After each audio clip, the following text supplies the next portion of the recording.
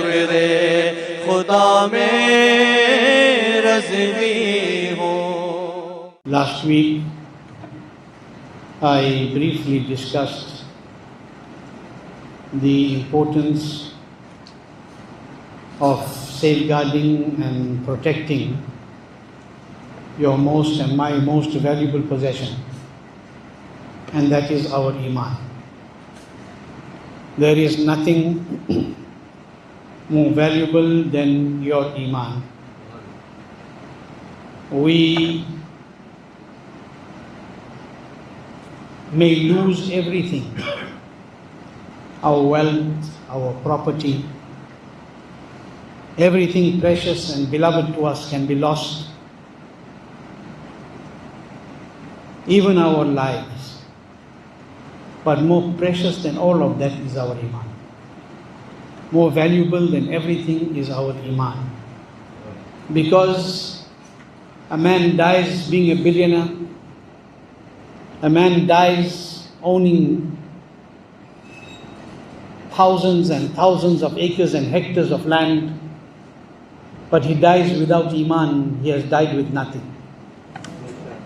And if a person sleeps on a street and does not have even one meal to eat, but he dies with his Iman, he has died with everything. He has got everything. He has left the dunya with everything. Because the success of the journey into the hereafter depends on your Iman. And the speed with which you will pass through this journey depends on the strength of that Iman. The stronger a person's Iman, the swifter he will pass the journey of the hereafter. And the swifter he will enter Jannatul Firdaus. It depends on the strength of Iman. But the fundamental and the foundation is that you need to die with Iman. That is why it is so important that we must always fear those things which are detrimental to our Iman. This was the base discussion last week. The importance of fearing the threats to our Iman. If a person does not fear the threats to Iman and he thinks that nothing can happen, I am untouchable, nobody can harm my Iman, then it is a plot of shaitan. Because when you become heedless of your precious and your valuable possession, then you make it very easy for that possession to be stolen, for that possession to be taken away. So when a person does not pay attention to the threats to his Iman, and if he thinks, I am safe all the time, then it is soon that he will lose his Iman. What did we say last week? That this can go on your deathbed. It can go on your deathbed because of not paying attention to the threats. I ended last week with a hadith sharif which I recited briefly. The hadith very beautifully explains the sweetness of Iman. It is a hadith of Bukhari. And this hadith of the beloved Rasul sallallahu alaihi wasallam explains how important it is for a person to have certain things in his life which allows him to taste the true sweetness of his Iman. And when a person tastes the sweetness of Iman, then he will protect that Iman more. He knows he has to protect it. It is a fard upon you, it's fard ayn, it is an individual absolute responsibility for you to protect your Iman. But when a person starts tasting it, the sweetness of Iman, and this taste is not about tasting with your tongue. This is not a taste like how you taste your food. This is a taste of ruhaniyat, where the taste of Iman becomes such that all those things that manifest through that Iman, the banda does not want to leave it, like he won't leave his salah. He won't do anything contrary to the command of Allah and His beloved Rasul sallallahu alaihi wasallam. Why? Because he has tasted the sweetness of Iman and the manifestations of that which he is feeling in his ibadat and the lazzat that he feels. Because you will find at times shaitan, and we said this time and over again that the Quran reminds us, inna shaitana lil insani aduwwun mubin, that indeed shaitan is your open enemy, he's your manifest enemy. And we will find many times that shaitan diverts us so quickly, and the reason for that is because of weakness of iman. The iman is there, but we are not doing anything to make sure it becomes stronger. It's very important that we strengthen our iman. The hadith of the beloved Rasul sallallahu alaihi wasallam, which is in Bukhari, which I mentioned last week as I ended. I'm going to continue with that, and then if time permits, I'll complete the brief discussion. If not, I'll continue further. It is mentioned in Bukhari that Muhammad ibn Musanna narrated to us a hadith. Okay? Haddasana Muhammad ibn al-Muthanna. Muhammad ibn Muthanna narrated to us a hadith. He said, Abdul Wahhab Saqafi narrated to us a hadith. He said, Ayyub narrated to us a hadith, who reports from Abu Qilaba, who reports from Sahabi Rasul Anas ibn Malik, radiyallahu ta'ala an, that the beloved Nabi sallallahu alayhi wasallam said, that the beloved Nabi sallallahu alayhi wasallam said, one who has three things in him, one who has three things in him will attain the sweetness, the pleasure and the delight of Iman. If he has these three things in him, he will attain what? The pleasure and the sweetness of Iman. The first thing, Hazrat Anas ibn Malik radhiyallahu anhu says that the first thing that which the Nabi sallallahu alaihi wasallam told us, that if a person wants to taste the sweetness of Iman, he needs these three things.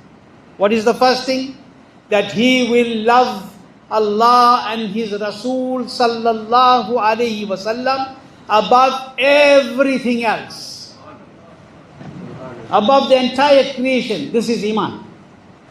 This is Iman.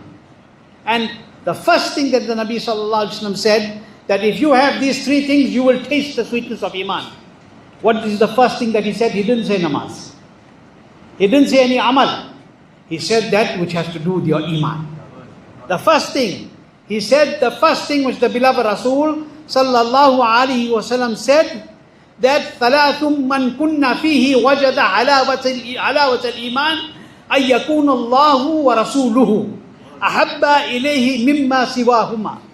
He said, the beloved Rasul sallallahu alaihi wasallam said that the first thing is that he will love Allah and His Rasul sallallahu alaihi wasallam above everything. In other words, above everything in the creation. He will love Allah and His Rasul sallallahu alaihi wasallam. And what is the second thing Nabi sallallahu alaihi wasallam said? That if a person loves somebody, he should not love him for a worldly reason, but he should love him for the pleasure of Allah and His Rasul. He should love him for the sake of Allah and His Rasul sallallahu alaihi wasallam. That is why it has come in the hadith Mubarakah that if you truly love another Muslim for the sake of Allah and His Rasul sallallahu alaihi wasallam, then do not delay in telling him that I love you for the sake of Allah and His Rasul sallallahu alaihi wasallam, because Allah's mercy descends upon you at that time. Allah keeps that love time. So the second thing, Rasulullah sallallahu alaihi wasallam said, first, if a person truly wants to taste the sweetness of Iman, he must love Allah and His Rasul sallallahu alaihi wasallam more than everything, above everything. Second thing, if he loves a person, then he must not love him or her for a worldly reason. It must be for the pleasure of Allah and His beloved Rasul sallallahu ta'ala alayhi wa sallam. Okay? And what is the third thing? The beloved Nabi sallallahu alayhi wa sallam said that he hates reverting towards kufr. He hates going towards kufr after having been blessed with Islam. He hates going back towards kufr after being blessed with Islam, like he hates being thrown into a fire. What Nabi sallallahu alaihi wasallam said, Nabi sallallahu alayhi wasallam said that وَأَنْ يَكْرَهَا أَنْ يَعُودَ فِي الْكُفْرِ كَمَا يَكْرَهُ أَنْ يُقَذَّفَ فِي النَّارِ. The beloved Rasul sallallahu alayhi wasallam said he hates to go towards kufr like he hates being thrown into a fire. Nabi Kareem sallallahu alayhi wasallam said that if a person has these three things in him, he has tasted the sweetness of Iman. He has tasted the sweetness of Iman. Now subhanallah, what a beautiful hadith. This is Bukhari. What a beautiful hadith of the beloved Rasul sallallahu alaihi wasallam. And from this now you can further understand the discussion of last week. How important it is to be careful of the risks to your Iman. How important it is to protect your Iman, safeguard your Iman. Because look, the first thing, what is the first thing that Nabi sallallahu alaihi wasallam said? The first thing that Nabi sallallahu alaihi wasallam said amongst the three is that he will love Allah and His Rasul sallallahu alaihi wasallam above everything else. It means one should truly love Almighty Allah and His beloved Rasul sallallahu alaihi wasallam. When a true and devoted servant of Allah Almighty truly loves his Rabb, truly loves his Creator, he will never do anything that will harm his Iman. Understand how we're connecting this to the last week's discussion? If the first thing that if he wants sweetness of Iman, he must love Allah and His Rasul. And if he truly loves Allah and His Rasul sallallahu alaihi wasallam, then he will protect his deen. He will protect his Iman because he does not want any harm to come to that Iman, and he doesn't want to do anything contrary to the command of his Creator Allah Almighty. And he will strive, the banda who truly loves Allah and His Rasul sallallahu alaihi wasallam, he will strive to become near in the court of Allah. He will strive for qurb ilahi. He will strive to become a special servant in the court of Almighty Allah, because this love which Allah has given him, he will strive to be even deeper absorbed in this love, because it is a love which is unique. The love that a servant should have for his Creator is a love which is unique. When a banda strives for qurb ilahi, when a servant of Allah strives for the nearness of Allah, then nothing in the world seems to be sweet to him again. Nothing. The sweetness of everything is forgotten when he tastes the sweetness of the love of Allah Almighty. However, a person can never attain qurb ilahi. Nobody can attain qurb ilahi without first humbling himself at the sacred threshold and the sacred door of Sayyiduna wa Maulana Muhammad sallallahu alaihi wasallam. Till you don't humble yourself and I don't humble myself at the threshold of Rasulullah sallallahu alaihi wasallam, we will never be able to attain qurb ilahi. We will never attain that true love for Allah. That is why the Imam of the Ahl Sunnat, Sayyidi Ala Hazrat, the Imam of the Ahl Sunnat, Sayyidi Ala Hazrat says, Bakhuda Khuda ka yahi hai dar. He says, Bakhuda Khuda ka yahi hai dar. Nahi aur koi mafar makar. Jo wahan se ho, yahi aake ho. Jo yahan nahi, to wahan nahi. Allahu Akbar. He takes a qasam and he says, Bakhuda.